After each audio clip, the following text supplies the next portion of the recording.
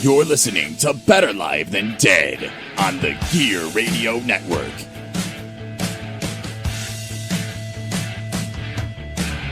How's it going, everybody? Welcome to a BLTD Extra Cast live in Rochester now. Usually we do these things in Buffalo, but hey, we're in my neck of the woods. I'm Ryan Wolf, at WolfBLTD on Twitter, joined in the IRL by my co-host and BLTD cohort, I guess is the best way to put it, Brayton Wilson at BJ Wilson WGR on Twitter. How you doing today, bud? Well, it's odd because I haven't been in Rochester probably since we last did the podcast nearly 2 years ago when we did the NHL draft. And then I haven't podcasted with you live since, well, we did a little mini cast from WBNY in Buffalo, but the Mega Cat, that's when the last one was. We don't get together as much as we should. That's for sure. I think. Well, it's difficult because we live. I mean, you live here in Rochester. I live in the boonies of Springville. So it's about an hour 45-minute drive, and when are we ever gonna get together? Like just be every week get together or something. I wish that could happen, but unfortunately, it can't. I wish I lived in Buffalo. That's my. If I had 3 wishes, my wishes would be to live in Buffalo. That's just one wish, but if it takes 3 tries, I don't care. I want to be in Buffalo, but unfortunately, I'm in Rochester. But it's not a bad thing. It's just that all my cool friends live in Buffalo. I hope none of my cool Rochester friends listen to this podcast. Well, I mean, Buffalo's on the rise again. I mean, Rochester's been technically, I guess you can say, on the rise again, but I think Buffalo's just at an accelerated pace of getting back to its booming self that it was back in the olden days where, you had to crank up your cars to make them work. But I think that there's a lot of people, and I mean, I'll pass this along because I've heard a couple of stories where, speaking of hockey, but I've heard a couple of stories where, there's been teams, certain cities that, back in the day, probably 5-6 years ago, you never wanted to go to as a hockey player. Buffalo was in like the top 3, top 5 of that list for most of these guys. And now it seems like Buffalo's a destination for some of these free agent players, some of these kids that want to be drafted. Like, it's okay to come to Buffalo because Canal Side is there. There's businesses opening up everywhere. You got the Harbor Center. You got the emergence of all these other cool things. I mean, the theater district is coming back up again. I mean, Buffalo's becoming a hit destination once again. And for people to say like, Buffalo's just, whatever.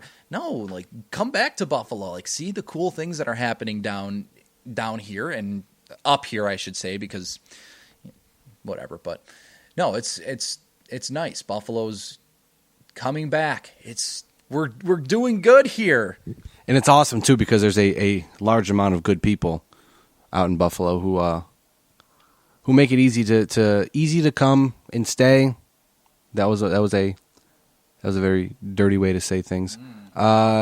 They make it hard for me to want to go home when I come to Buffalo. Plus, there's excellent places like Franco's Pizza and Lloyd Taco that make it very hard for me to ever want to leave because I've yet to be to Franco's yet. I know that. I know. I work with the Bulldog who always promotes Franco's Pizza, and but again, I don't live up in the city of Buffalo or near the city of Buffalo. Where I live in Springville is about a 35-minute drive to Buffalo. But yet again, I work in Amherst, so it's a 40-minute drive for me every day. I love making the drive just because I love the city and I love the area. But I mean, it's difficult because I hear Franco's Pizza and it's just like, that'd be nice to try, but I don't live anywhere near it, so.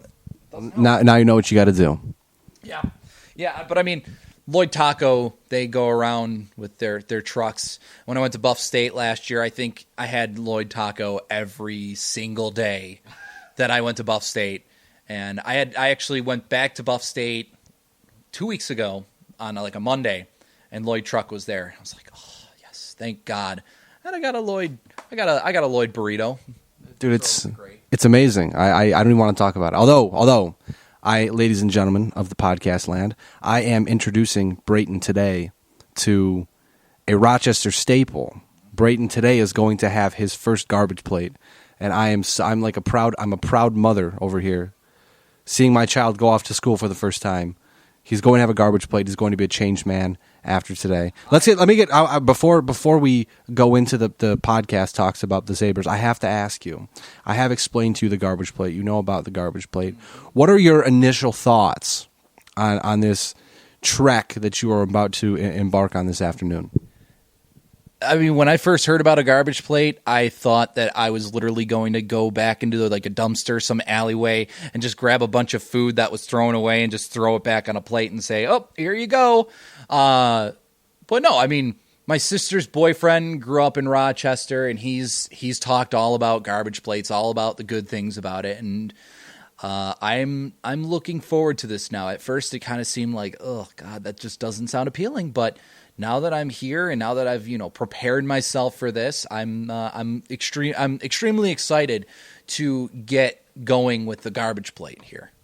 I will make sure to do a post garbage plate interview, and I'll make sure to do the interview in my favorite interview style. I'm not going to give it away, but I think you know who I'm talking about. We'll have some fun with it. But we got to get talking about Buffalo Sabres. Well, that's why we're here today. We're here to talk hockey. In front of me right now, you cannot see this, but I will tweet it out later again at WolfBLTD on Twitter. I have a whiteboard in front of me with lines on it. By the end of this podcast today, we're going to discuss a little of the NHL draft, because I know, Brayton, that's your bread and butter.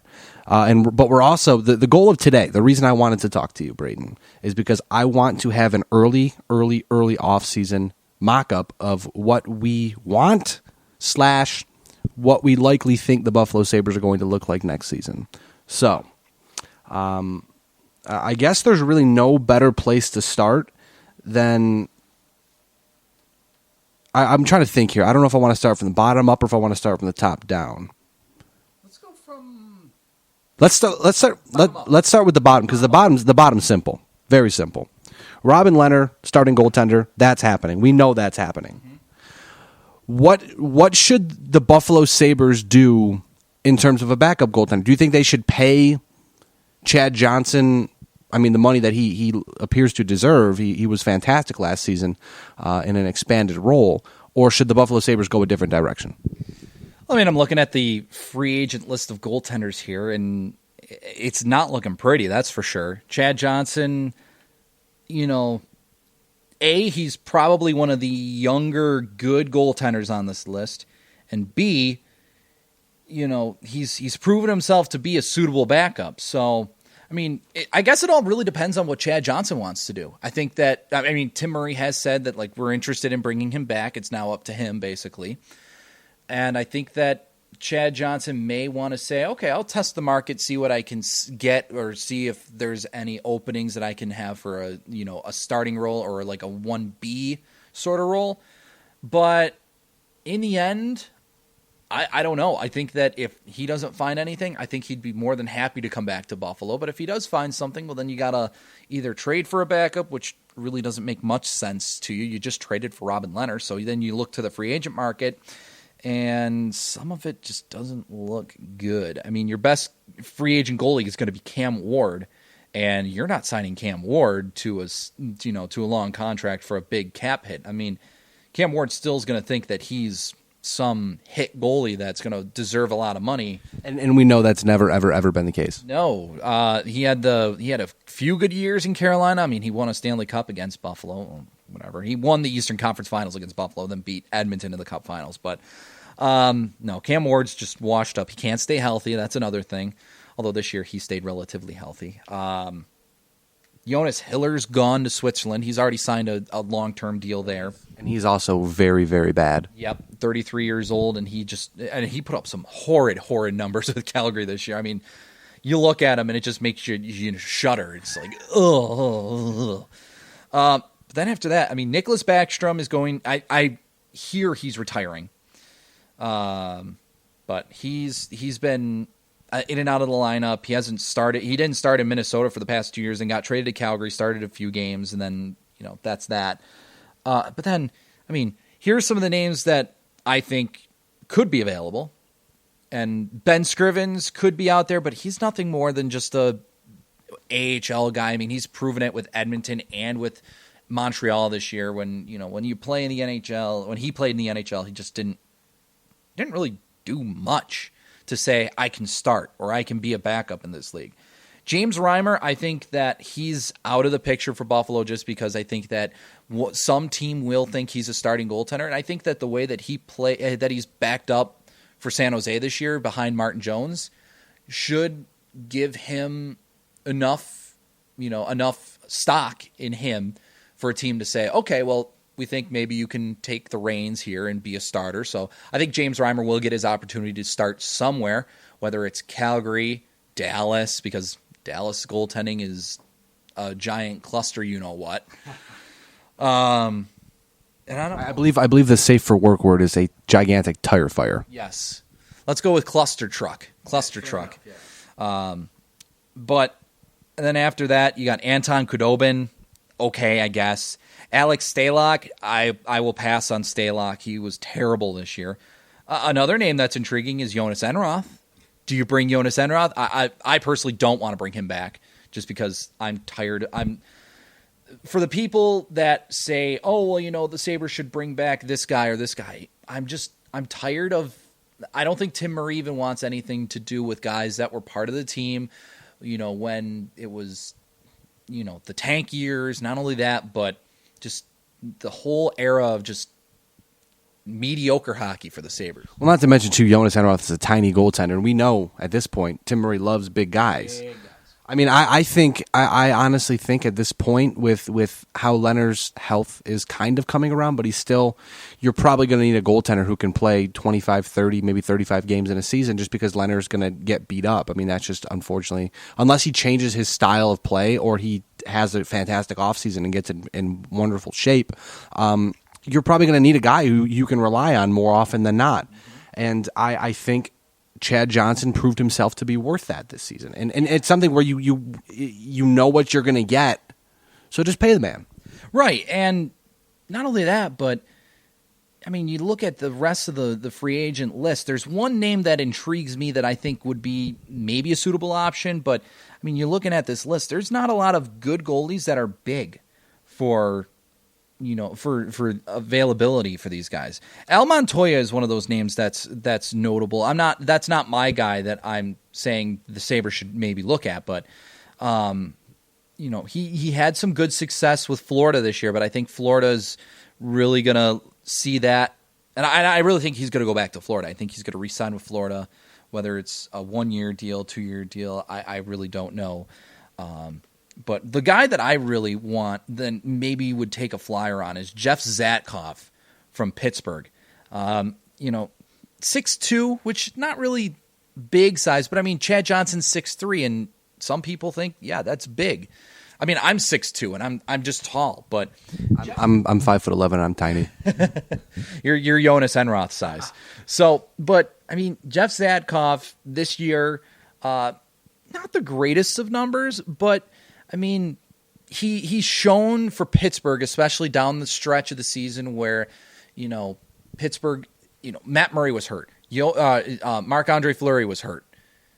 Then Jeff Zatkoff comes in, and everybody's like, oh, well, Jeff Zatkoff, what is he going to do? I mean, he held the fort for Pittsburgh. I mean, he got the huge game one win over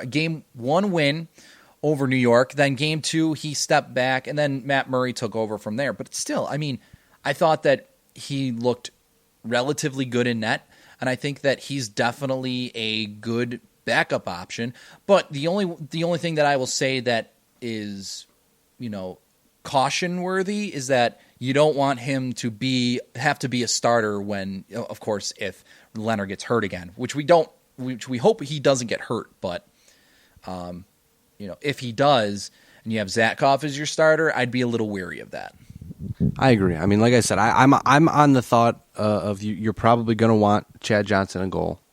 I mean, money may be a little more, maybe a little tighter because he's going to want more cash because obviously he's, again, proved his worth. But do you feel comfortable with putting Chad Johnson down as a Sabres backup goaltender for next season? Or do you want? Okay. Yeah, I'd say so. I think so. I think he'd be a good pick. I will write that down as... Okay. I'm like a child over here with a whiteboard. So we're going to move on to the defense next. Now, what I'm going to do, I'm going to give you the microphone, Brayton. I'm going to have you tell me where to put the current guys or the guys you think that are going to stay, and then we'll talk about the holes that are left. Okay. So Brayton, it's all yours. All right, cool. I get to hold the microphone. I'm taking over the BLTD podcast here. With the mic flag that we have on for some reason. It's fantastic. I always put the mic flag on, even if no one's seeing the mic flag. Yeah, and you know what? It works perfectly. It's beautiful, especially with BLTD stickers on it. Okay, well, obviously your top defenseman on the right side is Rasmus Ristolainen. Your second defenseman on the right side is most likely going to be Zach Bogosian. And then, besides that, I think you can slot in Jake McCabe as the second defenseman on the left side. I mean, both those guys worked pretty well together last year. I think you'd want to keep that pairing together. And then after that, things get a little tricky. Of course, you want to go out and acquire your top defenseman to play alongside Ristolainen on the left side, preferably. Whether he's a right-handed shot or a left-handed shot, we don't know. I'm looking at a projected roster, and then I'm looking at the actual Sabres roster. Carlo Koliakovo's gone. I don't think he's coming back next year, without a doubt. And then I'm looking at free agents. And I mean, there's a few good left-handed shot defensemen that are right at the top of the list for Buffalo that could be an option. Of course, you got Brian Campbell, former Sabre. I think he'd be a fan favorite if he came back. People would love that he's back. Keith Yandel from New York, although he's going to command a lot of money. He's 29 years old. He's in the prime of his career. He wants a big contract, big money. So I think you can throw Yandel out the window. I don't think he's coming to Buffalo. Then you got a guy like Alex Goligoski. Sorry to cut you off, Brayden, No, but it's that's something I was going to ask you about, because before the podcast we talked about the NHL's new obsession with puck-moving defensemen. Mm-hmm. And I understand. We get that it's important to have a defenseman who can dish the puck out and on a team that has a lot of offensive weapons. But first off, my question is the puck-moving defenseman becoming the new stay-at-home defenseman trend in the National Hockey League? My first question. Mm-hmm. And I'll let you answer that first. Yeah, I think so. I know that a couple of years we wanted a good stay-at-home defenseman because we didn't have enough of them. It's sort of like the same discussion with, well, dang, we really need a good center depth because we have no center depth right now. And now you look at the team today, and we've got centers galore where it's like, okay, now we need to fill out our wing depth and not give away some good wingers or centers to get those players. So I think this free agency would be a benefit. I'm looking at the picture on NHL.com of Goligoski. That's great. That's a great photo, yeah. But I'm just looking at Goligoski's stats, and I think that if I'm Tim Murray, that's probably my guy that I want to look at right away for the Sabres is Alex Goligoski. I think that he moves. I think he does move the puck very well. Yes, he's 30. He's going to be 31 in July. But that's not really a problem. He's had some good years with Dallas, and then he started out really well with Pittsburgh early in his career. His career year was back with in 2013-14 with the Stars. He had 6 goals, 36 assists for 42 points. I'd take a flyer on Alex Goligoski for sure. Do you think that he fits with? Obviously, he would be your top pairing with Ristolainen. Do you feel that he fits well? Or that he would fit well? Or do you think it would kind of be a thing where, well, we're paying you top pair money, we got to put you in the top pair? I think here's what you do with Goligoski. I'm looking at Goligoski's cap hit, and it was a $4.6 million cap hit. I think that if I'm Tim Murray, I'd offer him 3 years. I'm not going to sign a guy like – I probably wouldn't sign a guy like Goligoski to a max deal just because he is 30 years old. He's going to be 31 in July. So the prime years are starting to come to an end. It's sort of like a Yaroslav Spacek situation back years ago when we signed him. He's a good player. At the time he was a good player, but was he got signed to a 3-year deal, and that sounded just about right for Yaroslav Spacek to me. I think it's something very similar to Goligoski here. He's a veteran.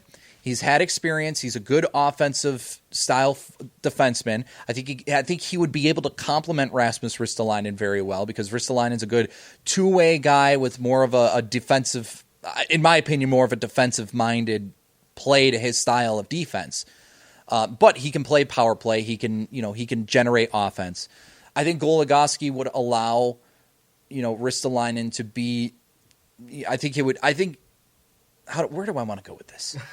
I get these thoughts in my head, and then sometimes it just kind of like strays. You've got so much going on in your head that as you start talking, you just stop, and you're like, where was I? Yeah, I think what I'd like to see Ristolainen become is more of that very reliable two-way guy. Like, I want to see him play, the minutes that he did last year, maybe even a little more. Like, don't get like Ryan Suter minutes, because Ryan Suter is just a different beast of his own. I want to see more of Ristolainen play more Chris Letang minutes, where Letang, he's a decent two-way guy, more of an offensive-minded kind of defenseman, but I think Ristolainen would play a more better game on the defensive side. But then again, Ristolainen, when he gets the puck, he just wants to skate with it. He just wants to go. And and when he was in Rochester, he was doing that, and he was obviously the best player on the ice, but people were coaches were telling him, look, you're awesome, you're a great player, you're going to be a star, but take it easy. Like, if you go up and you lose the puck, then our one defenseman back there is going to be, he's going to be screwed.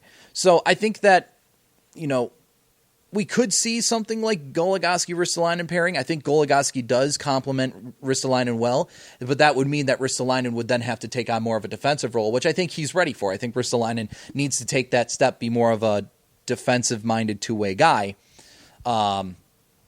which I think he would be a fine guy anyways. But Goligoski, sign him to like a 3-year deal and offer anywhere between, the 4.6, 4.5 that he was making and like say $5 million.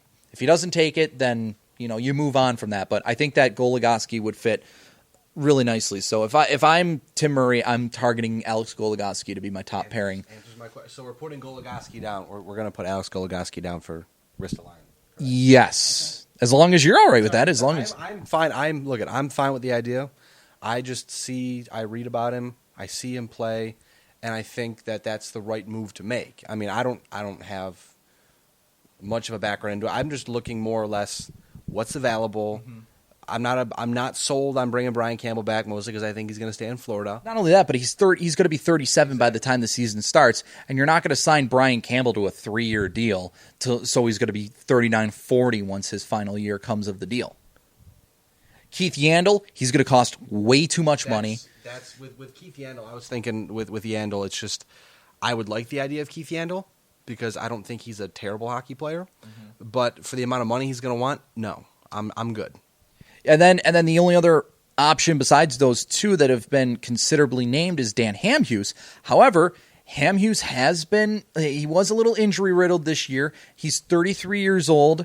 The prime years of his career might be coming to an end.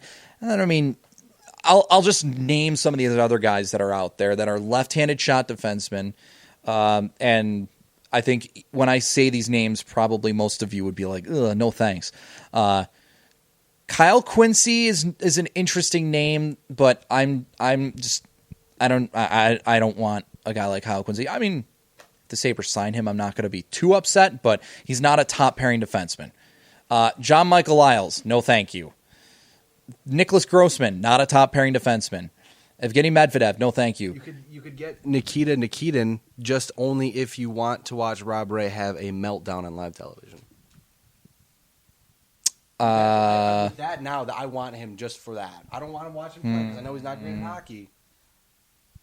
There's a reason why he was put on waivers and sent to Bakersfield in the AHL for Edmonton's organization. I know he's terrible, Brayton. He's very bad. I want to watch the world burn. One name that's out there. Just cut it off and just go. I don't think the Sabres are going to be in the running for Chris Russell from Dallas. I know that Dallas paid a pretty hefty price to acquire him from Calgary. But Chris Russell's probably going to get... Chris Russell signed a deal with Calgary 2 year... it was a $2.6 million per year, which is kind of a steal. He's 28 years old. He's a good offensive-minded guy, but he blocks a lot of shots. And I don't know. I think Chris Russell is going to demand a lot of money for a guy that hasn't really done enough to say, I'm worth $6 million. But I think Chris Russell is going to demand something crazy for his price. Before we move on, because I do have another question for you regarding the defense, do not forget Mike Weber is a left-shotted defenseman. Anyways, before you kill me, who do you have in the bottom pairing right now? Because I know there's a big name you're leaving out, Mark Pysyk. Yep, I was just about to get to Pysyk. Okay. I mean, honestly, I think Mark Pysyk is still a name that could be used as a tool in a trade at the draft, after the draft. I don't know. I mean, I honestly don't know what Pysyk's future is going to look like. I'd like to have Mark Pysyk on the team, but I know that the organization sees differently from most people. I mean, most people look at him and it's just like he's a really good numbers guy and really good advanced statistics type of player, but the organization wants him to be a little more physical, and Mark Pysyk's not really a physical guy. I mean, he was playing with a little bit of a chip on his shoulder towards the end of the season. Like, he looked like he was getting a little more edgy. I mean, he was taking some penalties, which is never a good thing, but I mean, they were penalties with him being physical. I would at this point, I can't really say if Mark Pysyk's going to be on the roster because there hasn't been. I mean, there's been a lot of talk that he could get moved. I mean, it does make a lot of sense to see. I mean, I don't think for me. Let me try to rephrase this. I think the talk makes sense because the Sabres are in a position where they want to get better faster. They want to make a big step from this season, next season. Which, I mean, a big step would be the playoffs because they made a gigantic step from last season to this season. But I certainly think that getting rid of a guy like Pysyk, you won't really know what you've got till it's gone, essentially. He'll go somewhere else. He'll be fine. He'll be a decent player. But then if you get someone back or you replace him with someone else, it may not be as good. Because I feel like, and maybe the organization knows something we don't, which they probably do because we're podcasting and they're professional hockey people. Right.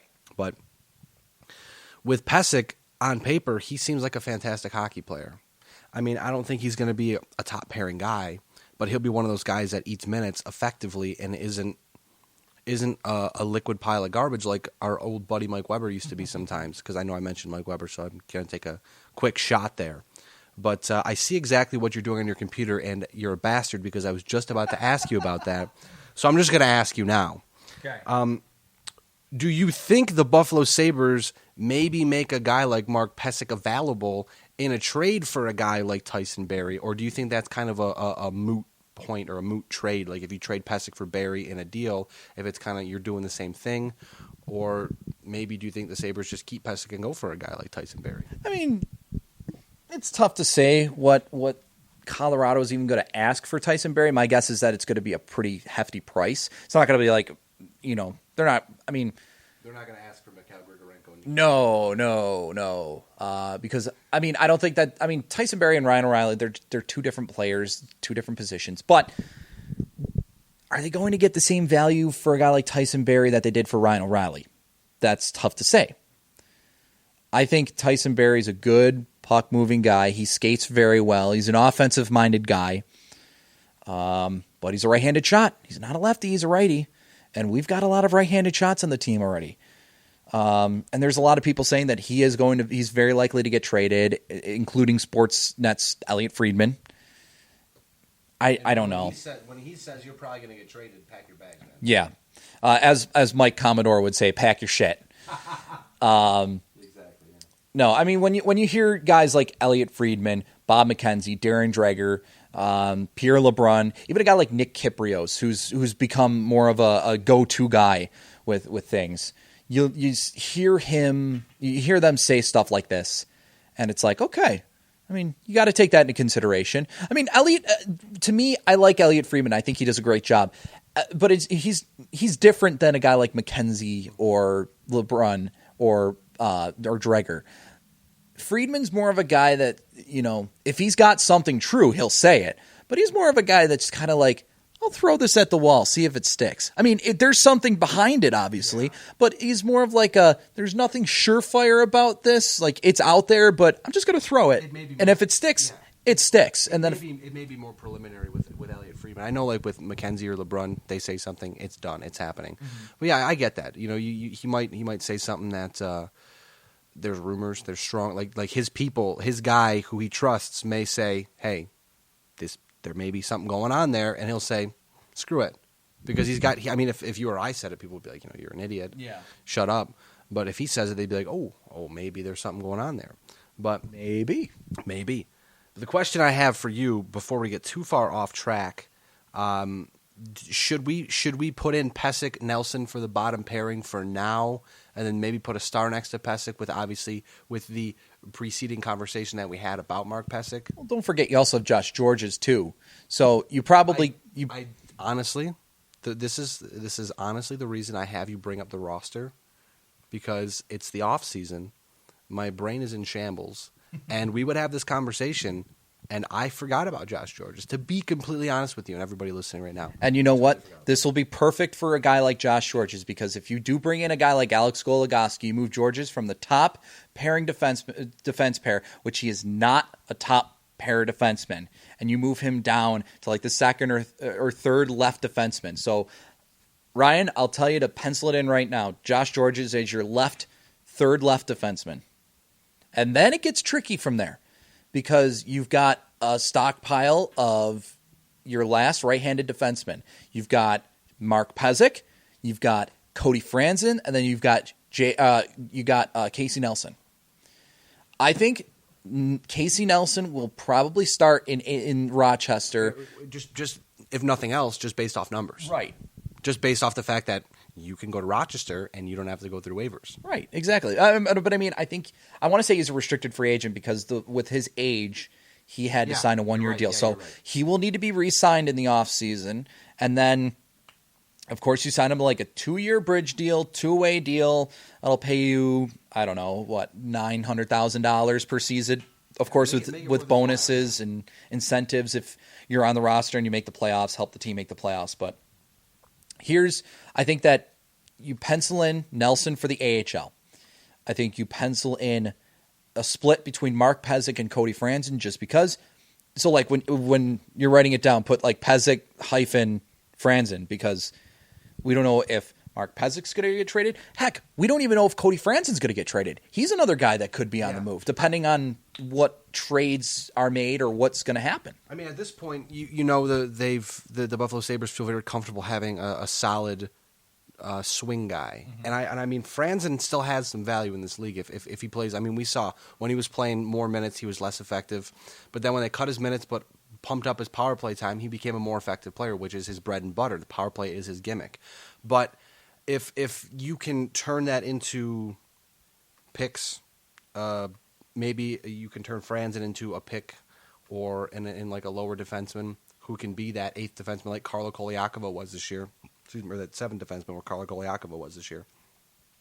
Because, I mean, if Pysyk stays, Pysyk's going to play. Pysyk has to play. I mean, again, maybe we need to poke around a little more and ask some people and say, why does the organization hate Mark Pysyk so much? And I know we talked about the physicality and all that stuff, but maybe there's just something where maybe it's, you know what, I have a feeling like there's, with Mark Pysyk, the thing that the organization does not like, besides being physical, is just right in front of our eyes. But we've all just become so enamored with the fancy stats that we just look past it. I honestly cannot think of anything that Mark Pysyk does besides not being physical that the organization wouldn't like, unless they just straight up do not like him.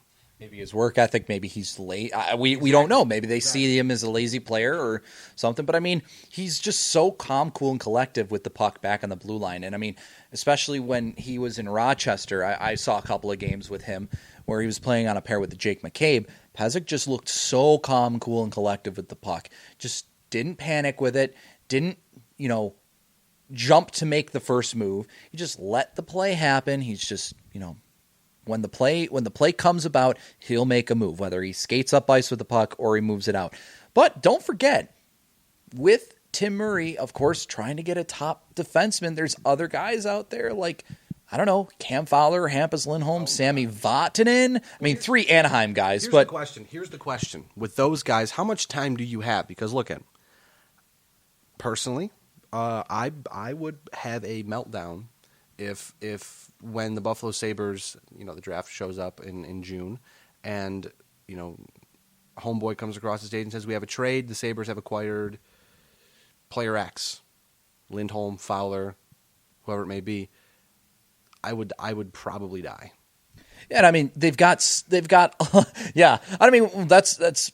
I mean, I don't know how you top the feeling of getting Ryan O'Reilly in a trade last year. That would be pretty darn close to it. That commitment, the commitment to being better, like with the O'Reilly trade and with the Kane acquisition, and it's you want to keep trying to get better. But the Sabres obviously need to get better on defense. That's the best way to get better on defense is go acquire someone who's really good at defense. Now, the thing about restricted free agents is that it's really hard to sit and discuss because you don't know what the team's going to do. It's a lot easier to talk free agents and kind of trades because, I mean, someone could someone could throw out an offer sheet. Team could just re-sign him and say, screw it, we're keeping him. Could trade him. I mean, anything can happen at this point. I try to stay away from it because I get so excited talking about Lindholm or Fowler coming to Buffalo potentially, but we know Anaheim has to do something. And we've seen so far with the two big trades, the Kane and the O'Reilly trade, that when Tim Murray smells blood or sees blood in the water, he'll go for it. Yeah. I mean, Winnipeg needed to do something with Kane. Colorado needed to do something with O'Reilly because they needed to do something because they wanted to get rid of him. But which is nuts in the first place. Exactly. But Anaheim is at the point where they almost need to do something with their defensemen, and the Buffalo Sabres just so happen to have a boatload of picks and a boatload of just currency that they can make something happen. Can I throw one more name out there Absolutely. that would maybe make some people, perk their head up a little bit? Torrey Krug from Boston. He's a restricted free agent, left-handed shot. Boston, they've had some cap issues in the past, and not only that, but Don Sweeney is not a good general manager. I mean, we've seen it with the draft last year. You had 3 straight picks. You get your defenseman with the first pick. I will give them credit. Jakub Zaboral was the best pick at the time for them. They needed to make that pick. But then right after that, you take Jake DeBrusk over a guy like, I don't know, Matthew Barzal, Kyle Connor. And then right after that, you take Zachary Sinishin over both those guys as well. You could have had 3 players that could make a roster impact immediately. And then you pass on both those guys to take 2 guys that will need much more time to develop in the or in like the Western Hockey League and the OHL, and then also probably in the AHL with Providence. I mean, it just blows my mind. And when I'm looking at their cap hits and everything, I mean, they have to re-sign. I mean, they have to get a new deal done for Landon Ferraro, which probably won't be much. I mean, are they going to let Brett Connolly go? Maybe. Max Talbot's probably gone. Louis Eriksson you have to re-sign. I mean, they want to bring him back. You got Brad Marchand coming up soon. 1-year deal left on Marchand's deal. Marchand's going to demand a lot of money. Oh, yeah. He just scored 30-plus goals this year. You don't let a guy like that go. But, I mean, they're so locked up in cap. I mean, they're locked up with David Krejci, Patrice Bergeron, Zdeno Chara. I mean, granted, Chara's not really as bad as a cap hit as many people think just because, I mean, he is. But you signed Adam McQuaid to a $2.75 million contract. That's bad. That is terrible. And then you've got guys like Dennis Seidenberg, who's 34 years old. You got 2 more years left on his deal. I mean, it'll certainly help. And Krug is making 3.4 already. Right. So he may demand just a little more. Throw something out there. I mean, yeah. You've got the picks. You can make it happen. You got 4 third-round picks. You've got, 1, 2 second-rounders, 2 second-rounders, right? I think 1, just the 1. I don't honestly. I'm so. I need to look it up on General Fanager because it's there. I'm in such off-season mode right now that I'm even surprised I can talk 1. about how They have 1 because they did acquire the one from Minnesota in the trade for Chris Stewart. That would be this year's pick. This is why you actually work in radio and I just podcast because you can remember. Oh no, the 2017 pick is Chris Stewart's, but I just can't remember any of this. Oh no, they acquired the second rounder this year from Minnesota in the McCormick Molson deal, and then they traded that pick to Montreal to get Josh Georges. Okay. Yep. So that's how that works. Oracle over here. Yes. Oh. So now I want to ask you, because we're going to save the top 2 lines for last because those are the most exciting portion of this podcast here. At least I think so. talk about the bottom six. The most important part of the Buffalo Sabres is the bottom six. Some of the guys have shown up this season, and we figured it out. We know some, like Johan Larsson has carved out a massive, massive role on that bottom six. A guy last year, you and I both were not even sure he was going to make the team. And now he's made the team, plays fantastic in the system, scored, 10 goals? 9 or 10 goals? I can't even remember. Look at it, guys. 10 goals. I apologize for being so stupid right now, but Larson scored 9 goals from the beginning of February all the way to the end of the season. I've got garbage plates on my mind. Johan Larsson, I mean, that right there, third line center, no doubt about it, right? Yeah. Okay, so I think so. Maybe even fourth line center. I mean, you got to look at maybe the pieces that you're bringing in during the offseason. I mean, well, I think if anything, he'll probably start in the third line because of how well he played last year, and he made such an impact that they may give him a little more rope and say, look, we're going to give you a bit bigger of a role. How do you react? Right. Because we saw a guy like Zemgus Girgensons who started the season off being that shutdown center, and then he just disappeared. Mm-hmm. Yeah. And then you probably are going to either pencil Brian Giunta in on his right side or at the fourth line right wing. Because, I mean, that line of Foligno, Giunta, Larson was very, very good towards the end of the season. At this point, I would probably feel very comfortable if Foligno does return, which I mean, he's a restricted free agent. But I think that, I mean, I would have to assume that Foligno, Larson, Giunta is going to start the season as a line because of how well it played last year. Honestly, I would honestly think that maybe you'd pencil them in as your fourth line. Larson is your fourth line. Well, but again, it depends on if the Sabres re-sign Zemgus Girgensons or if they trade Zemgus Girgensons. It all depends. Oh, for sure. I was thinking because the question I have is if they're your fourth line, what do you do with Nick Delorier? Nick Delorier at this point, I like Nick Delorier, but I mean, he's just a fourth liner. He really is just a fourth liner. So does that mean he comes in and out of the lineup every once in a while? Yeah. And most likely he's going to be out of the lineup and then he comes in. Sorry, like maybe when, Foligno gets his yearly injury that where he'll right. A nagging injury. Right. He'd be your 13th, 14th forward on the roster. That's fair. I mean, it all depends what the Sabres do with Zemgus Girgensons because we've seen a lot of talk. It's like Girgensons and Pesek are going to be the two names I think we hear a lot about in the offseason. Mm-hmm. We're still nuts deep in the Stanley Cup playoffs right now. But once the season ends, I think we're going to start seeing more of. It's tough because, Matt Molson's going to be your third line left winger going into the season. They're going to give Molson a shot. If for nothing else, Matt Molson staying in Buffalo this season because of the upcoming expansion draft. Mm-hmm. Because making Matt Molson available in the expansion draft takes a large chunk out of the amount of money the Buffalo Sabres have to put on the table. Right. And if you send Matt Molson to Las Vegas, oh dang, that gigantic contract comes off the books, and we didn't have to buy him out. We didn't have to give up a first-round pick to trade him away to somebody. Put him on waivers to go to the AHL. Exactly. You can just give him to Las Vegas. And I think Molson, you know what? Maybe Molson comes back and scores 15, 20 goals this year. Yeah. And then maybe you still put him on the table for the expansion. I think you have to. I think no matter even if Molson comes out and scores, 30 goals this year, which that would be please hand me my crack pipe because I think I'm on something. But no matter what, I think Molson is on this team for one more year, and then Molson is off to Las Vegas or off somewhere else. Unless, of course, Las Vegas doesn't take Molson in the expansion draft, which could happen. Well, with that's a whole different monster in itself because you have to think that it depends on who gets made available, but the NHL also wants them to be competitive off the bat with NHL-ready players who are veterans who are not going to be, it's not going to be an expansion draft where you're getting a bunch of children and you're going to put a bunch of 21-year-olds in the lineup. Right. So, Matt Molson still has value to this organization. For now. I think I feel pretty comfortable putting him in. Third line left wing? Third line left wing for sure. Yep. With Giunta, I like the idea of Foligno, Larson, Gianta being the fourth line just because it's more symbolic than anything. Mm-hmm. Because last year they were your third line, and I feel like if they are your fourth line this year, you know that the team has gotten deeper, the team has gotten better. So I like that idea. Again, I think you have to put better talent around Matt Molson.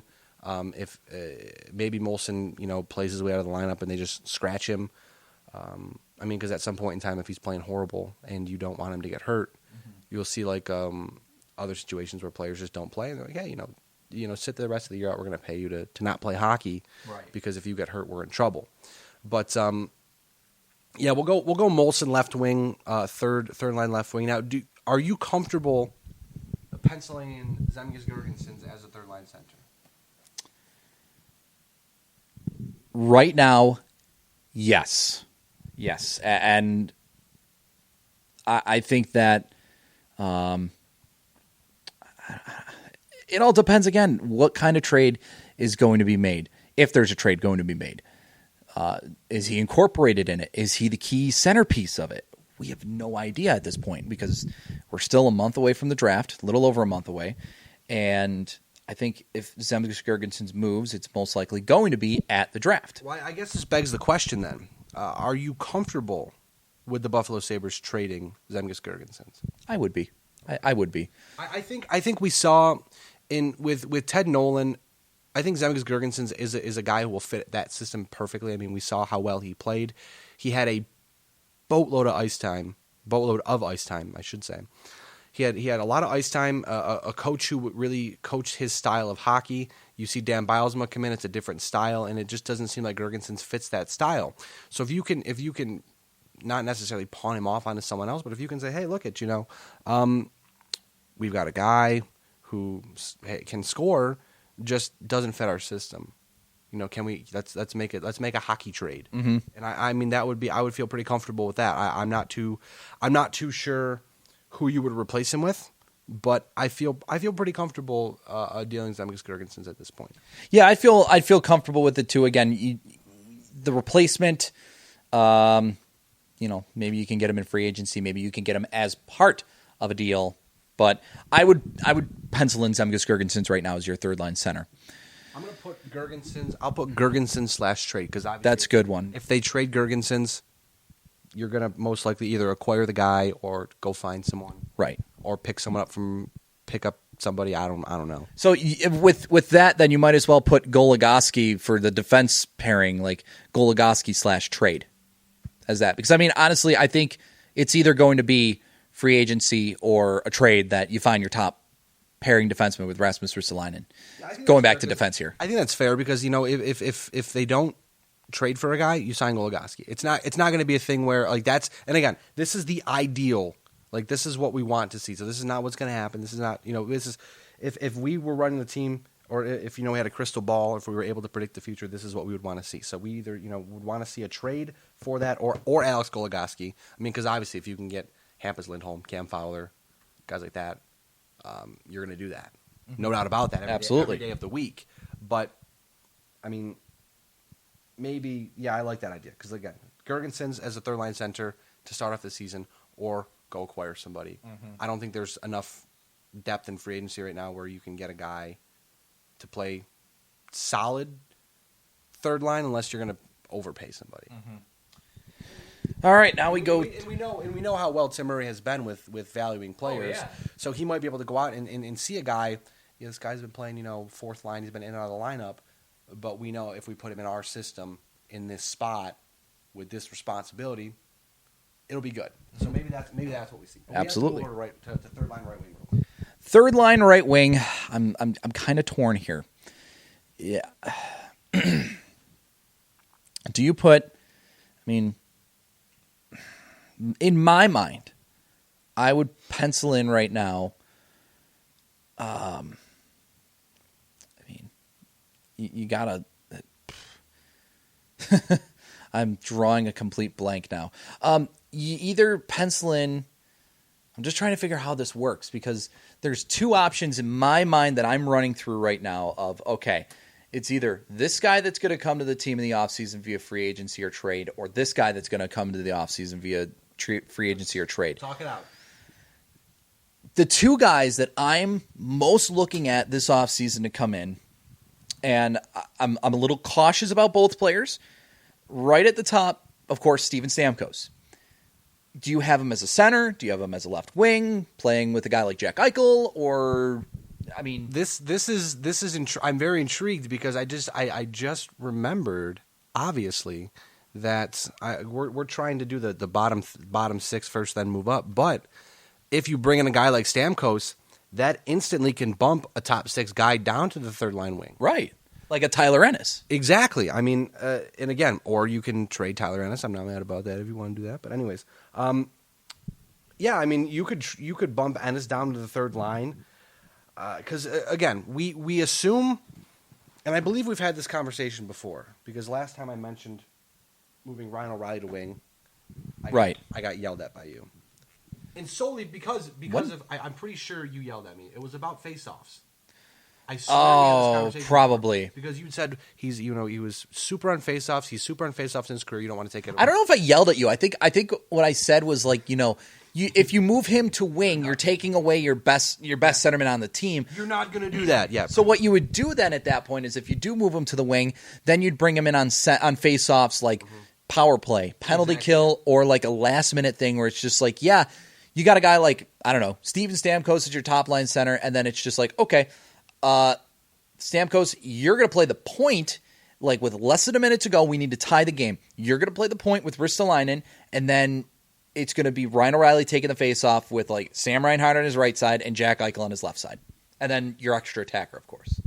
But so I guess the first question is then, do you see Stamkos being? I know we've talked about this ad nauseum. We've beat the horse dead. Everything you can imagine, we've done it.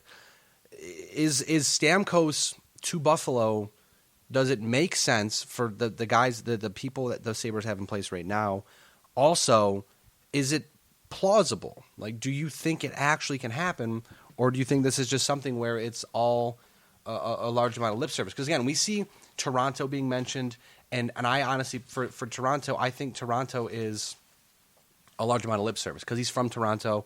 But then there's people that say he doesn't want to play for Toronto. Yeah. So I want you to tell me, how plausible is this? Because I know there's a lot of people that sit around and go, oh man, I'd love Steven Stamkos. I mean, yeah, I would love to have $1 million, but it's something that may not happen. So I keep asking the same question here, but in your humble opinion, is Steven Stamkos coming out of the tunnel with the Buffalo Sabres something we're going to see next year, or are we all just getting super hyped up for no reason at all? I'm trying to pencil this in right now. I'm trying to just think in my head of what these lines would look like, because with Steven Stamkos, I could see him playing center or left wing on Eichel's line with Reinhart, and then it would be the top line of Kane, Ryan O'Reilly, and Ennis. Which I think at this point, with how last year went, how last year ended, with how well Kane and O'Reilly played together, I think I'm fairly comfortable putting them together as a pairing, putting Kane on the left and Ryan O'Reilly at center.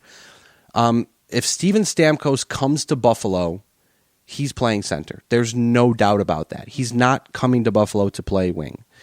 Now, we know Eichel is obviously a rookie. He's still learning. His face-off percentages weren't fantastic last year. But would you feel comfortable taking Eichel off of face-offs, putting him on left wing, kind of like an Ovechkin, where he could just sit there and just pick people apart from Alex Ovechkin's from Alex Ovechkin's office? He could just pick people apart from there. Would you be comfortable with that? I would. I'd be absolutely fine. And I know that another colleague of mine, Jeremy White, he's always preached, like especially on the power play, he's preached, put Jack on the off wing, right where Ovechkin and Stamkos love to play. Put him there. Now, if you bring Stamkos in, you're obviously going to put Stamkos on the off wing when he's on the power play, whether you put him on second line or first unit, second unit power play. But Jack Eichel can do the exact same thing. I mean, and yes, Steven Stamkos, he's had issues with wanting to play center and not liking the wing. But not only that, but there's been rumblings that he just doesn't get along with John Cooper that well.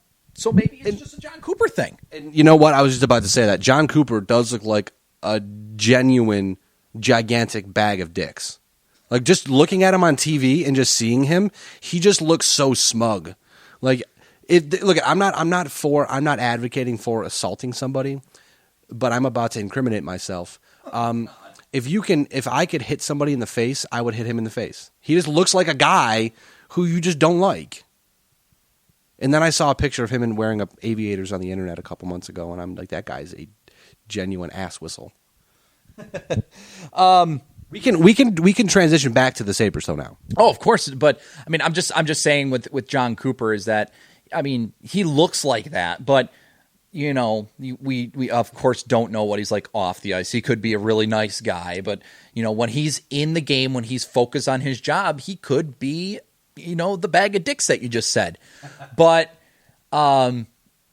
if Stamkos does leave and does decide to come to Buffalo, maybe his thoughts change. Okay, I'm in a new system. I have a new head coach. I can develop a relationship with Dan Bilesma. And if he wants me to play left wing, I'll try left wing here. And then if it doesn't work, then maybe I'll just be like, okay, well, I'm going to just, you know, I'll talk to him and just say, hey, can I possibly maybe move back to... But I mean, again, we have no idea what the true relationship is like until either A, Stamkos re-signs and says, you know, I love it here. You know, I love John Cooper. We, you know, maybe we have our differences, but you know what? We work together. We still want to bring championships to Tampa Bay. Or if he signs somewhere else, whether it's Buffalo, Toronto, Detroit, Montreal, and then maybe he says something like, yeah, well, me and John didn't see eye to eye on a lot of things. And, you know, he wanted me to play wing. I didn't like wing. But oh, hey, how's it going there? But with Stamkos, if he comes to Buffalo, I think he plays center, and then you move Eichel to the off wing, and I think that would be a super move by Dan Bilesma, because you put Eichel in the off wing, and he can score at. And I mean, not only that, but the responsibilities that Eichel would have going from center to wing. I mean, we kind of saw it with Sam Reinhart. At center, there's obviously more responsibilities. You got to be aware offensively and defensively. You got the middle of the ice all to yourself, and then you got to look both sides. Whereas if you're on the wing, you know, there's less responsibility than playing at center. You can see, you just have like one direction to look, and it's, you know, if you're playing on the left wing, you're looking off to your right, and you're seeing the ice, the entire, you know, front to back. And Jack Eichel's got great vision already as it is. And, you know, taking him away from center would probably, you know, it wouldn't hurt. And, you know, but I think that moving Jack to the left wing would not only allow him to be more offensive minded, like shoot the puck, but I think that it would just simplify the game for him more. I like that idea. I like that idea because it means Steven Stamkos is a Buffalo Sabre, but, do you want me to tell my other idea that I? Well, absolutely, because I was just about to kind of transition over to if the Sabres don't end up with Steven Stamkos. If Steven Stamkos re-signs in Tampa or signs somewhere else, do the Buffalo Sabres immediately turn their sights to Kyle Okposo? I think so. I think that Okposo would make sense. The only thing that really concerns me about Okposo is that sometimes when I watch his play, I see some inconsistencies. I see him. I don't know if it's like a Thomas Vanek syndrome where it's like you play like 2 or 3 really good games and then you take, you know, 4 or 5 games off and then you come back. But I don't think it's that. I think Okposo I think he just goes through slumps, and I don't know if it's the system that he's playing with in New York or whatnot. Because I mean, he's most of the time he's playing with a guy like John Tavares. So, and I'm looking at his game logs here, and there's just a lot of games where he'll have a couple of points a night, he'll have a hat trick, and then he'll go on a few games where he just does really nothing. He's just not really great. I mean, the one game I'm looking at here, he went from playing 18 minutes a night and scoring 2 goals and an assist, and then he gradually steps down to like the last night of his, you know, his slump. He's playing 13 minutes a night, which I mean is probably just Jack Capuano trying to say, look, you're playing like garbage. Get your ass in gear and start playing good. And then the next game he comes back with a goal and assist. But I mean, I think Kyle Okposo would definitely be worth the risk. How much is he going to be worth? I don't know, because in New York he was making, let's see, where is he here? Kyle Okposo, where'd you go? He was making $2.8 million per year. He's 27. He's obviously going to get paid now. But how much do you pay him? I don't know. I mean, the question, I guess the next question I have for you is, with that risk he brings, as you mentioned, the inconsistencies in his game sometimes, is that something that you think the Buffalo Sabres should be willing to potentially overpay for? Because, I mean, with a guy like Stamkos or a guy like Okposo, you're probably going to end up paying more than they're worth, but that's unfortunately free agency. But the Sabres have the ability to do that because they have the money, they have the cap space. Mm-hmm. But would you be comfortable dumping a lot of money into a guy like Kyle Okposo? If it's I'm thinking maybe between 4.5 and 5.5, maybe $6 million a season. I don't know what his market is. I'm just taking a shot in the dark here. But do you think that it makes sense, or would you potentially? I mean, because if they strike out on both guys, which I don't expect them to, you're going back to the drawing board. I mean, you're making a big trade or something because you have to make that top six a little deeper. I mean, because we saw with the people they had this season and the inconsistencies of, Evander Kane scored 20 goals, but the rest of his game was still kind of lagging. I mean, yeah, again, he was. I'm a big fan of what he brings, but you get a little more consistent performance from your top six all around, plus you bring a little more talent. They were only 14 or 15 points, 13, 14, 15 points out of the playoffs. Mm-hmm. Yeah. So they're not that far away. No. But if you make a something like Okposo happen, or you make something like Stamkos happen, I mean, that puts you over the top. Yeah. I would hope so. I mean, you're going to pay. I mean, because Stamkos is going to ask for shitloads of money. There's no. I don't even know if there's an actual amount. He may just say all of the money, just all of your money, give it to me. Well, I think the max he can make in his contract is $12 million. Now, is he going to get $12 million? He shouldn't, but a team like Toronto is most likely going to be desperate and just say, here's a max deal, 7 years, $12 million per year, take it or leave it, and then take it. Well, here's your 7 years, $12 million per season. I hope you enjoy the next lockout, sir. Whenever I see big deals happen in hockey, or I saw something today about the NHLPA, an old lawyer who used to work for them, apparently they hid $400 million from players. Mm-hmm.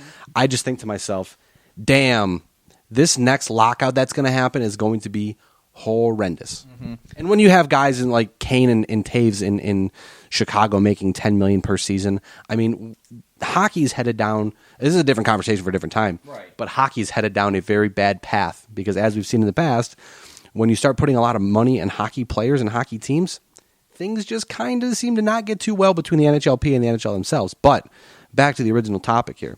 I would be comfortable paying Stamkos, $10 million a season. It would severely hamper what you can do in the future. Mm-hmm. But if you pay Stamkos $10 million a season, you might be able to turn that into Stanley Cup in a couple seasons, right? Before you have to pay Reinhart, before you have to pay Jack Eichel. I mean, because obviously they're going to be paying. Likely, if they do things properly, they'll be paying Ristolainen this offseason. So that's a moot point. And don't give Ristolainen a bridge deal. Sign him to a 5-year deal. Give him, what was the one player that just recently? I think it was five for 6 years at $36 million. It was a guy in Pittsburgh. I can't remember the name.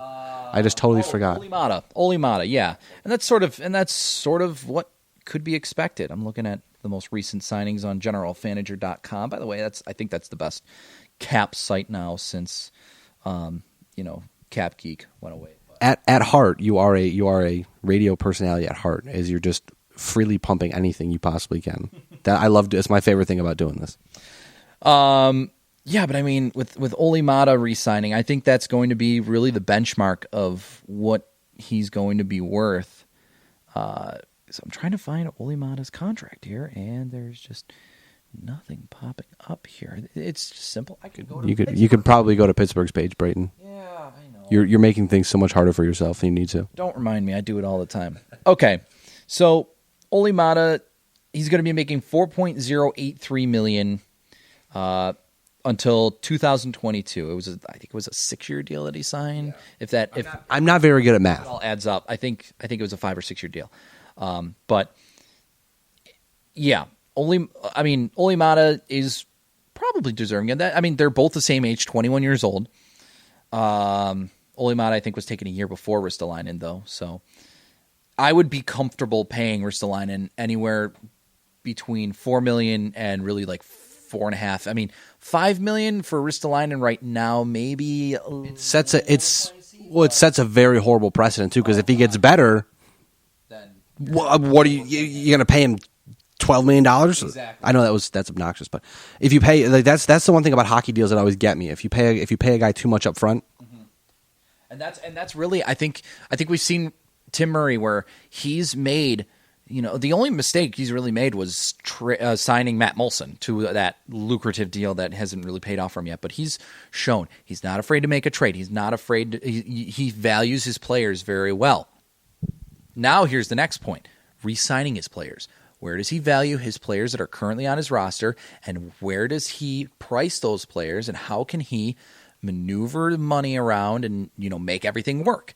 because does this become like a New York thing where, I mean, obviously with the Rangers, okay, where the Rangers don't value their young players, and they just trade all their picks away. They trade all their young players away to try to win now. Or is Tim Murray a guy where he's the opposite, where he feels, okay, yeah, you've been a great player for us for 5 years. Mm-hmm. The amount of money you're going to command is not something I'm comfortable with, so I'm going to trade you for younger players, and we're just going to continuously stay young.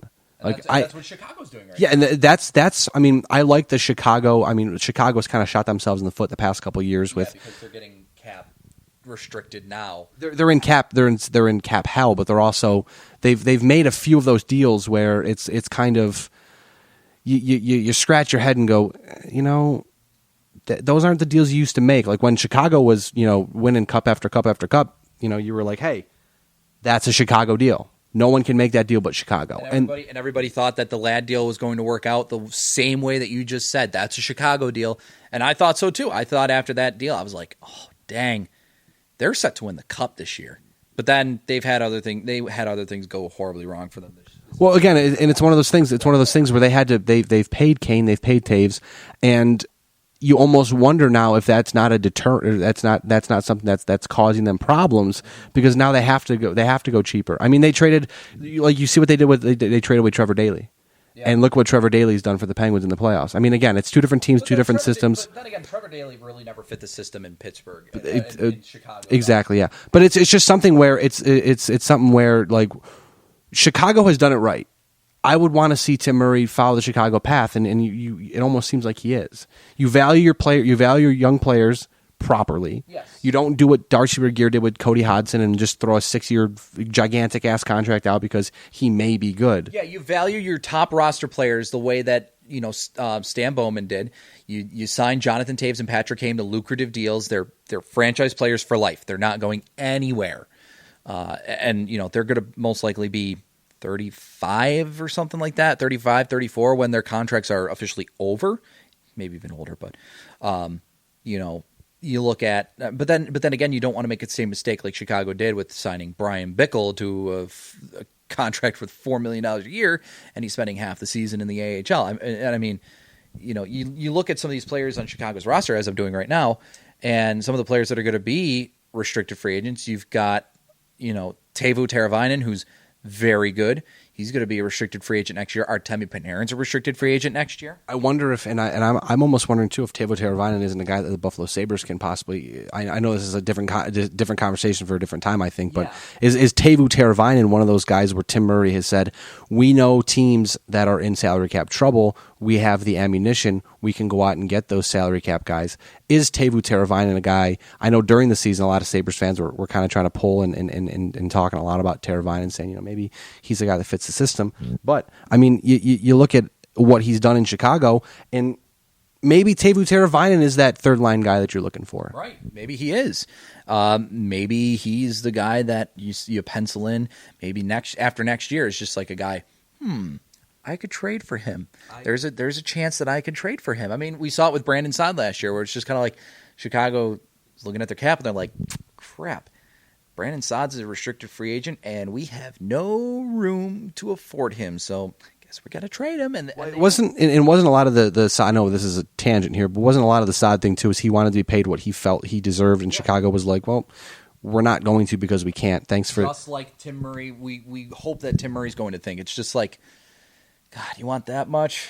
Well, we can't give that to you, but we're gonna do our best to find you a suitable home before you hit unrestricted free agency in August 15th. And I think that's going back on that deal, another Stan Bowman thing, another Chicago Blackhawks thing.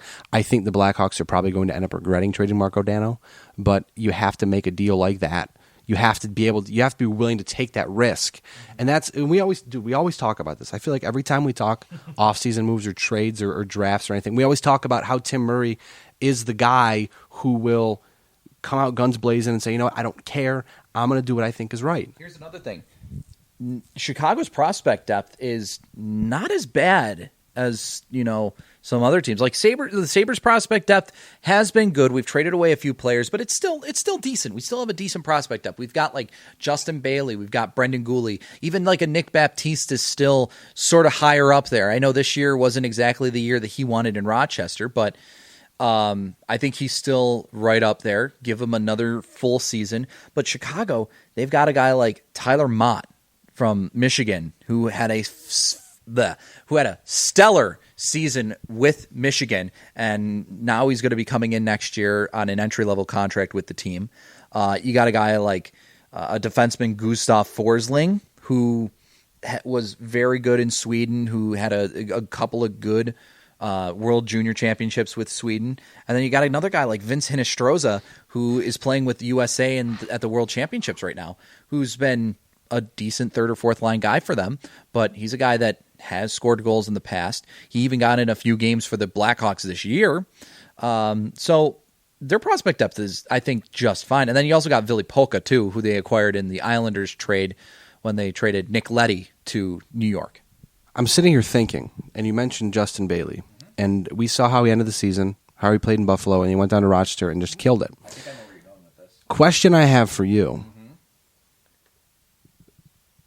Would you be comfortable next season, opening night, starting off with Foligno, Larson, Gianta being your third line, Molson, Gergensen /trade, Bailey being your fourth line? Or third line? Or I mean, because I was thinking it's very interchangeable, but I just feel like right now with how the Foligno, Larson, Gianta line finished the season, they're probably going to get a little bit bigger of a role.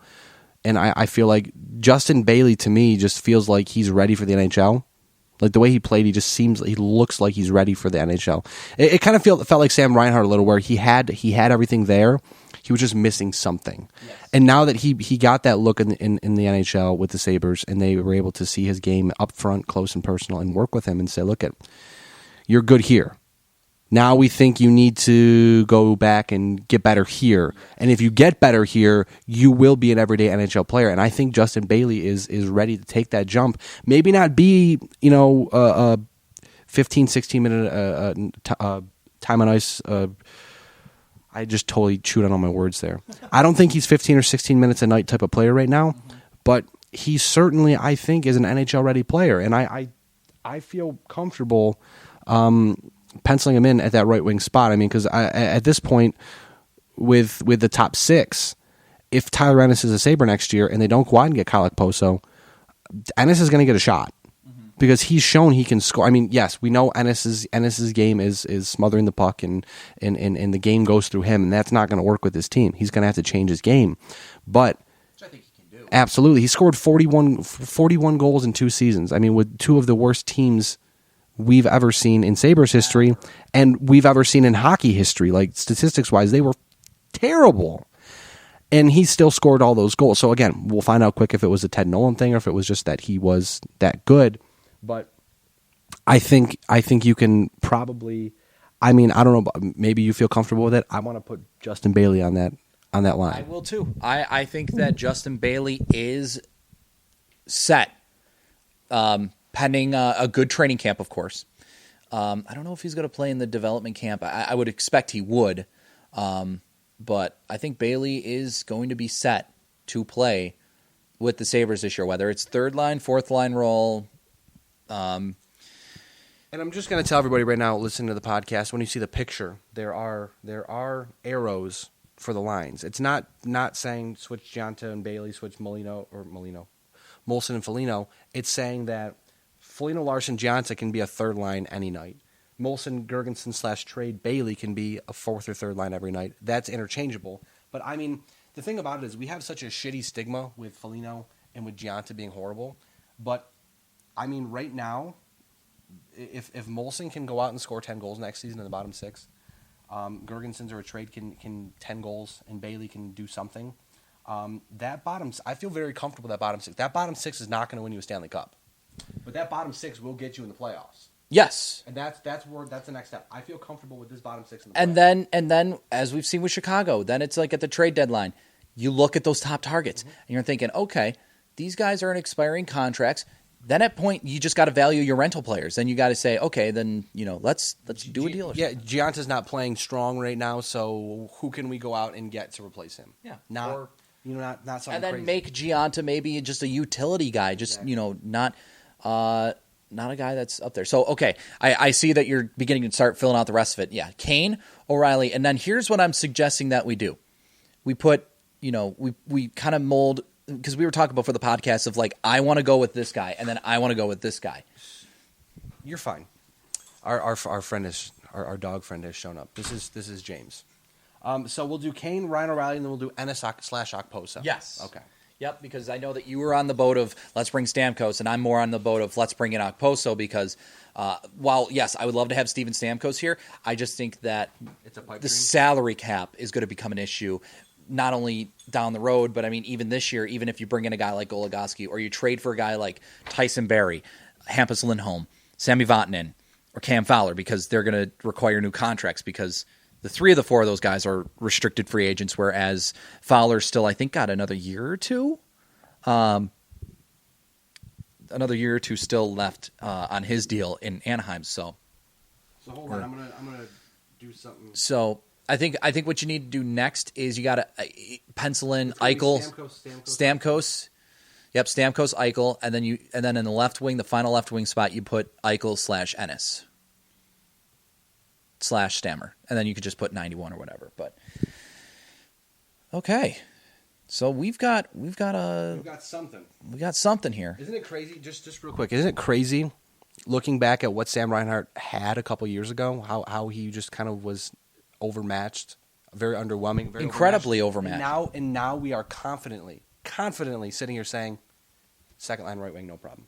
And maybe even down the future when things start breaking down with the top line guys like Kane and O'Reilly, and then Eichel and Reinhart move up to the top line. Look at if again, I think the strength here is that if you have Kane, O'Reilly, Ennis, or Kane, O'Reilly, Okposo, I mean, with Kane, O'Reilly, and Ennis, I think that's a disaster because I think Ennis is just his style of play is just not conducive with. You've already got Kane doing that, and I would rather have Kane over Ennis any day. Mm-hmm. With Eichel, Ennis, and Reinhart again. I continue. I know I bash on Ennis all the time because it's fun. Because our buddy Alec on Twitter loves Ennis, and I love pissing him off. But I just feel like with Kane is a better Ennis. Eichel is a much better Ennis. Eichel, the play goes through Eichel because he's phenomenal, and that's just how his style of play is. It's conducive to that, whatever. But I think like Ennis is more valuable. I think Ennis and Gergensen are more valuable to this franchise as pieces to a deal. Mm-hmm. Like if you can turn Tyler Ennis into that trade that we're talking about with the guy next to Rasmus Ristolainen, fantastic. Right. Because you can go out and sign a guy in free agency. I mean, I don't think if you sign Stamkos at Okposo is possible, but maybe you can get a guy like, maybe you can go out and say, look, we'll overpay you if you'll do 2 or 3 years instead of 5 or 6 years. Maybe there's a guy out there, obviously not Okposo, because I think Okposo is just going to go out and get paid. But there may be a guy out there, or there may be a trade you can make or something where you can say, look, we're going to give you a little more now to take a little less here, mm-hmm. or something like that to make it work, because we know Tim Murray is a wizard. Mm-hmm. I just want to add one more thing. Absolutely. I think just add Nick Delorier's name underneath like Foligno as like that utility guy. Just because, we are going to have like an extra forward or two and then an extra defenseman. So like with our defense, we obviously have like Pezic / Franzen because there's your 5th, 6th. And then with forwards though, it gets a little complicated just because that all stuff. But I want to bring up the Scott Cullen article that was written on TSN. I believe it was Thursday that he officially published it. Can you just verify, because I feel like I put too many letters in Delorier's name. I know that's how you spell it, but can you just verify that for me? That is correct. Thank you. You're welcome. It's just a lot of R's and I's and E's. It's French. French names are always difficult to gauge. Fucking French people. If we have any French listeners, we apologize, but we do love you. We love all of our listeners. We love you. I'm just an asshole. Yes. So, oh God. Okay. So Scott Cullen posted a article on tsn.ca/NHL of the Buffalo Sabres offseason game plan. And as we just did, he sort of breaks it all down with, breaking down certain players on the forward depth, on the forward roster, defense roster, and then goaltending. And then right at the bottom of the article, he issues like the needs and then the projected depth chart. And we just did the depth chart. You'll see it on Twitter very soon.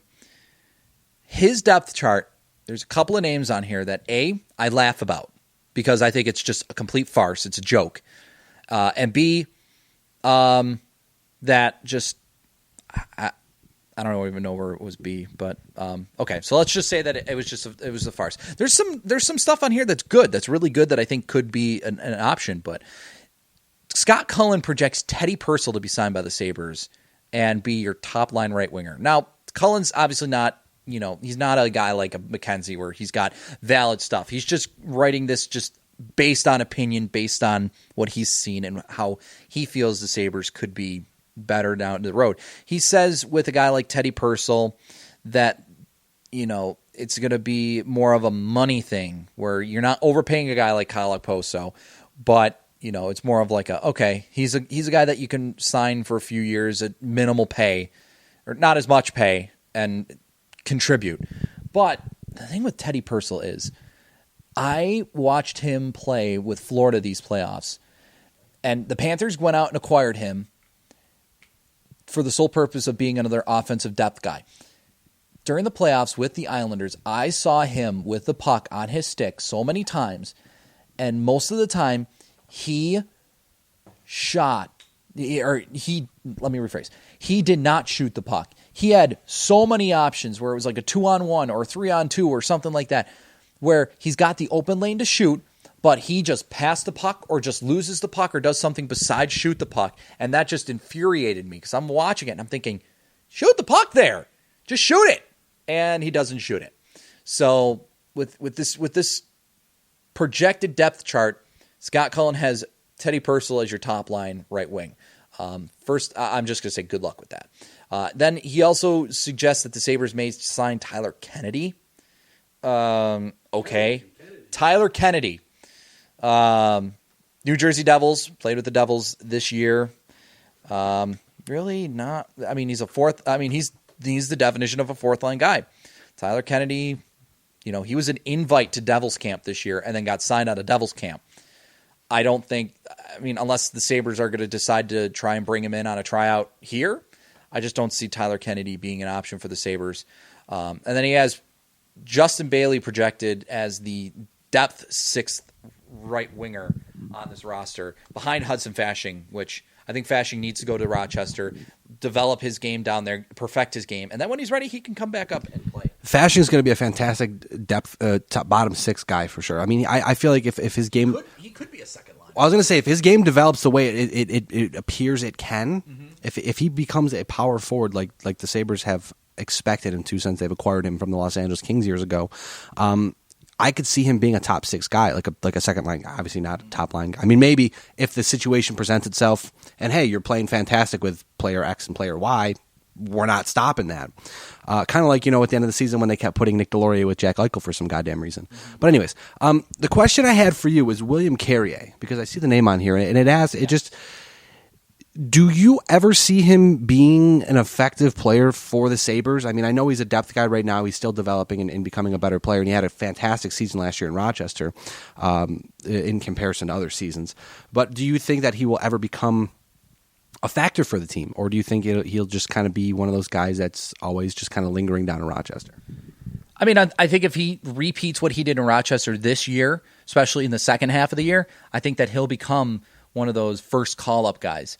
For some reason, Dan Catenacci was one of those first call-up guys for the Sabres last year, and that was just god-awful. But I think that was more or less, hey, you've taken the lumps, you've earned a shot. Yes. Here's a shot, because I think it was more too.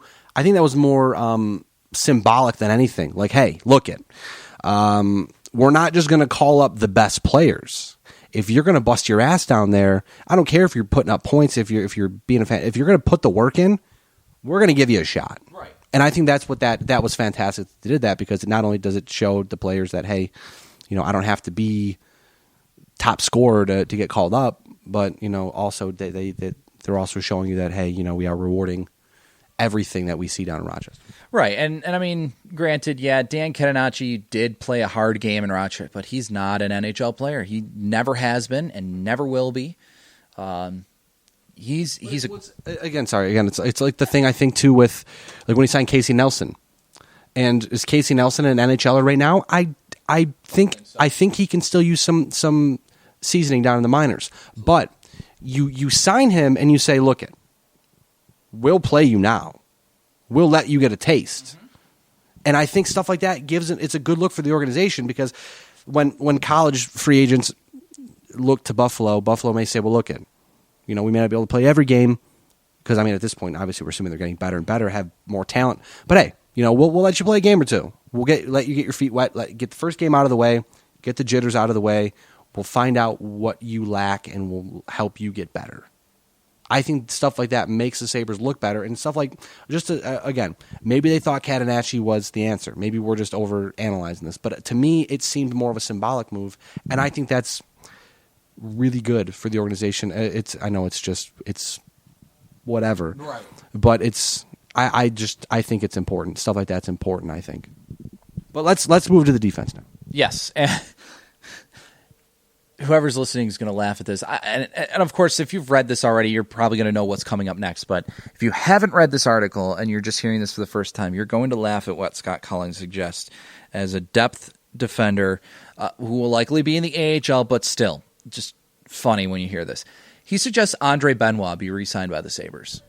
That will never happen. Never happen. The Buffalo Sabres sacrificed the career of Andre Benoit in return for the tank. Eichel. Exactly. For Jack Eichel. Maybe Jack Eichel will like personally pay him. Mm-hmm. Sorry, I ruined your career, or they ruined your career. Whatever. But he did get a couple of games with St. Louis this year. He did get called up, and he played really well with the St. Louis organization. But I think Tim Murray has no interest in bringing back anybody that was helpful to the process of getting Jack Eichel or even Sam Reinhart. Yes, they brought back Matt Molson, but Matt Molson was he was acquired by Regeer, came in, played well for the Sabres while he was here. Murray traded him again, and then Murray saw it as, okay, well, you did well here, so we'll reward you, we'll bring you back and, be a roster player for now. And, of course, he's probably going to be a cap hit, but Tim Murray, I think, has zero interest in bringing back Andre Benoit just because he's just done with that era of just, okay, this team sucks, but we got to fill out the roster. Well, and looking here too with the defense, we can run down it pretty quick because a lot of it is what we already said. It's Goligoski, Ristolainen, Georges Bogosian, which I think Georges may still be able to pull that off, but I think I'm going to ask you this question in a second, so I'll hold off on that. McCabe Franzen, again, makes sense. Pesic, Nelson being the fourth pairing. I think with Pesic, I think this is an important distinction to make. If Pesic is on the roster, he will not be the eighth or the seventh defenseman. No, he will be playing. Either he's going to be traded or he's going to play. Yes. Nelson, certainly Rochester, like we said. Cody Franzen could potentially be traded. I think they still may try to keep him around, play the trade deadline. Certainly keep him around. A lower pairing, less minutes, but more power play time. Call up Casey, and then if you do trade Cody Franzen, then maybe there's your case of, okay, well, Casey Nelson's been playing in Rochester.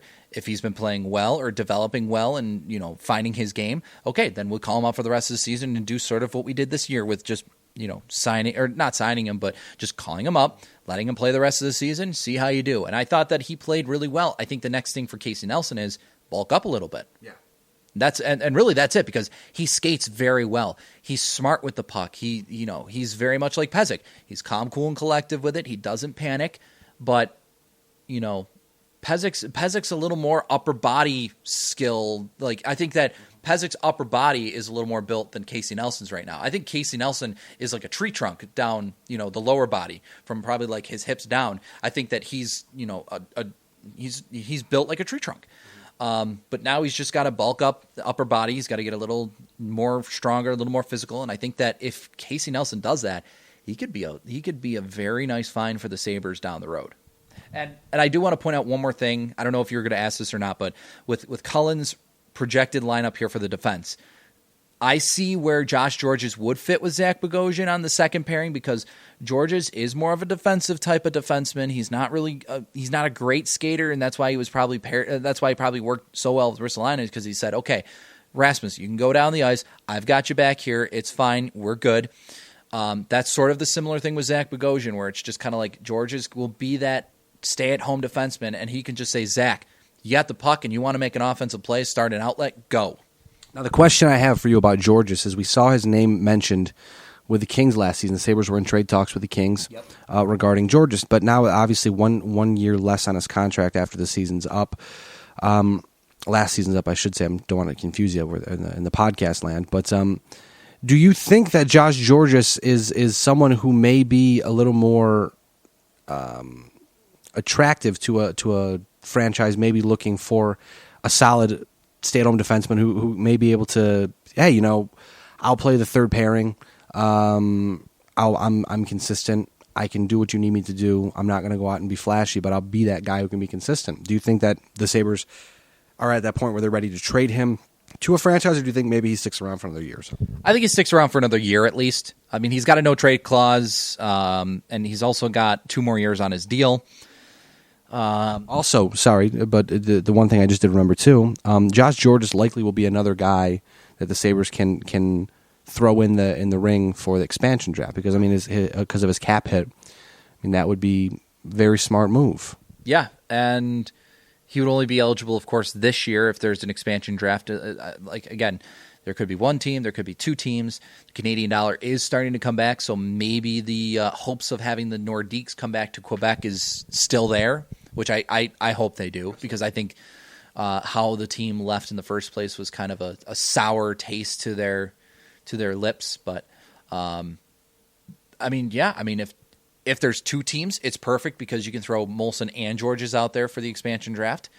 But then if there's one team, maybe they decide, okay, Georges will go this year, and then if there's the thought of an expansion draft the next year, maybe another team comes in, like Seattle or even Quebec gets back, because the dollar's even better by then. Maybe then you say, okay, that's when we'll throw Matt Molson out in there. There's a couple of different ways you can go about it with the expansion draft. There's so many moving parts, because the rules aren't very clear.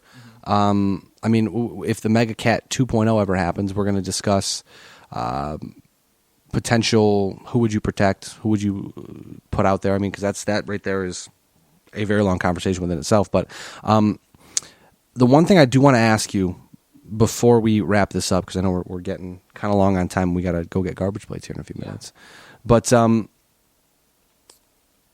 see on this article that Scott Cullen has Robin Leonard, Linus Ullmark, Jason Kasdorf as the depth. Now, Ullmark, Kasdorf, and Rochester, absolutely. I think Kasdorf is fantastic for the backup role for Ullmark. Give Ullmark a boatload of starts, let him develop, because Ullmark could be the guy to challenge Leonard in a couple of seasons. But I do not think Linus Ullmark is ready to be a backup goaltender in the National Hockey League. No, and he shouldn't have to be relied on that right away. I think that you should have Ullmark develop in Rochester. Let him get a majority of the starts. Kasdorf, I mean, even then, maybe you can split the starts between Ullmark and Kasdorf. If both guys are comfortable with it, those are 2 guys that could potentially be your future, if Robin Leonard, of course, doesn't stick it out. But we'll see. I definitely think that the organization sees that Ullmark needs time in Rochester, more time than he had this year. I think that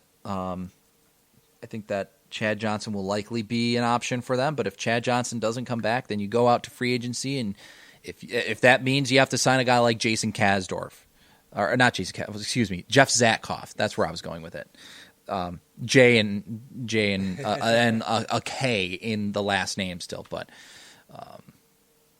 if that's the case, then that's the case. And then if you got to call Linus Ullmark up because Leonard's hurt again, which we hope that isn't the case, then it's again with Leonard, it's good. I guess almost that he got hurt last season because the Buffalo Sabres can now say, look, we see how you play. We see what you do. You're putting an immense amount of pressure on your ankles and your lower body.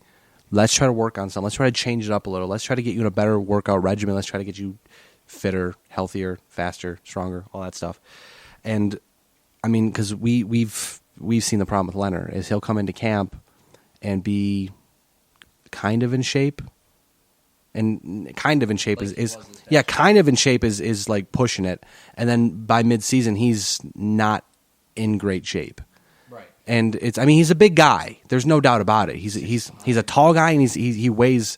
I think he was like 250 at one point. 250, 260. He was large. He is a big guy. Like, I mean, it's a very intimidating. Look at Brayton and I have walked the halls of the KeyBank Center now. It's now the KeyBank Center. Yeah. By the way, I had to throw that in there because I pat myself in the back for apparently somehow guessing correctly. Yeah, you did that, and I give you major props for that. Except it's KeyBank because it's KeyBank without a space in between key and bank now, which for some reason I don't know why it's that, but.